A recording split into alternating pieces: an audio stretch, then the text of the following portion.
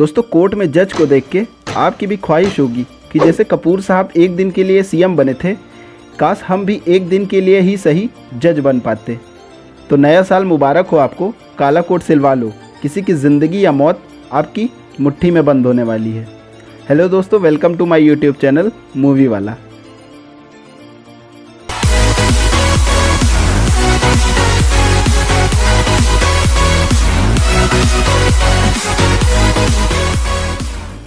नए साल के लिए बॉलीवुड की तरफ से एक सॉलिड मूवी पेश है, जिसमें आपको असुर और क्रिमिनल जस्टिस दोनों का कॉम्बिनेशन देखने को मिल जाएगा। जी हाँ, मैं बात कर रहा हूँ नेल पॉलिश की। कहानी शुरू होती है लखनऊ शहर से, जहाँ दो बच्चों की आधी जली हुई लाश मिलने से शहर और बदनाम हो जाता है, जिसका इल्ज़ाम वीर सिंह नाम के देशभक्त और सीक्रेट ऑफिसर के नाम पे लगा के उनको जेल में डाल दिया जाता है। अब इनका केस लड़ने की जिम्मेदारी शहर के मशहूर लॉयर जय सिंह की होती है, जिसका केस जीतने के बाद नेताजी की तरफ से उनको राज्यसभा की कुर्सी गिफ्ट में बांटी जाएगी। वहीं दूसरी तरफ मामूली से वकील साहब जो सच्चाई और ईमानदारी के रास्तों पे चल के अपना नाम बनाना चाहते हैं। अब केस क्या है वो गहराई से समझो। दो छोटे मासूम बच्चे जिनका शरीर पूरी तरह जल चुका है, लेकिन मौत से पहले और मौत के बाद बच्चों के साथ सेक्सुअल असॉल्ट हुआ है। मतलब जिसने कांड किया है वो इंसान के शरीर में दरिंदा है। शरीर से याद आया, फिल्म का क्लाइमेक्स तो आप पूरी तरह समझे ही नहीं। मतलब कोर्ट में जो इंसान बैठा है उसका नाम और शरीर तो वीर सिंह का है, लेकिन दिमाग किसी और का। अब ज़्यादा तो कुछ मैं बता नहीं सकता, नहीं तो फिल्म का मज़ा गड़बड़ हो जाएगा। लेकिन सवाल सबसे बड़ा यही है कि दिमाग की गलती की सज़ा शरीर को देना कितना सही या कितना गलत है। केस ने आज हमारे सामने एक बहुत ही गहरा, बहुत अहम सवाल खड़ा कर दिया है। आखिर गुनहगार कौन है, दिमाग या शरीर?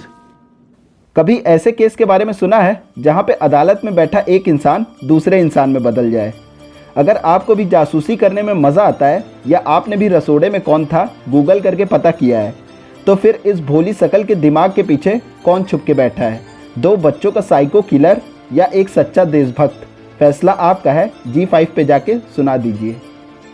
देखो, नेल पॉलिश एक साइकोलॉजिकल थ्रिलर है जो आपके दिमाग को हर सीन के साथ एक नए सवाल में उलझा देती है।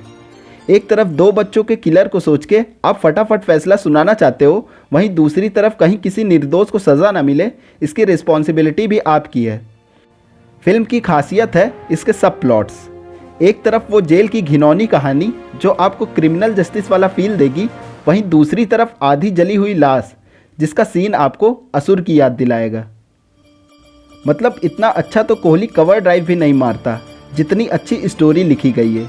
स्क्रीन प्ले, एक्टिंग, सस्पेंस के साथ क्लाइमेक्स जो शायद ही कभी किसी ने सोचा हो, और वो क्लाइमेक्स आपको सोचने पे मजबूर कर देगा कि फ़ैसला सही लिया गया है या गलत। मूवी के सेकंड हाफ में कुछ ऐसा होता है कि पूरी फिल्म ही पलट जाती है। और यहाँ पे मानव कौल की एक्टिंग, भाई साहब, मतलब इतनी जान तो अनभुजा सीमेंट में भी नहीं होती जितनी जान उन्होंने कैरेक्टर को प्ले करने में लगा दी है। फिल्म के प्लस पॉइंट पे नज़र डालते हैं। मतलब फिल्म की कहानी, जिस तरह से इस कहानी को रखा गया है, ये कहानी हमें बार बार ये सोचने पे मजबूर करती है कि जब इंडस्ट्री में ऐसे राइटर्स हैं जो ऐसा लिख सकते हैं, तो सड़क 2 और कूली नंबर 1 कौन लिखवाता है? कौन है ये लोग, कहां से आते हैं? मूवी में कुछ नेगेटिव्स भी है, लेकिन इसकी स्टोरी और उस एक डिसीजन के आगे वो सब छुप जाता है। मेरी तरफ से फिल्म को फुल पॉइंट्स, मतलब 10 आउट ऑफ 10। बाकी आप मूवी ज़रूर देखें और हमें कमेंट में बताएं कि आपको मूवी कैसी लगी। जय हिंद।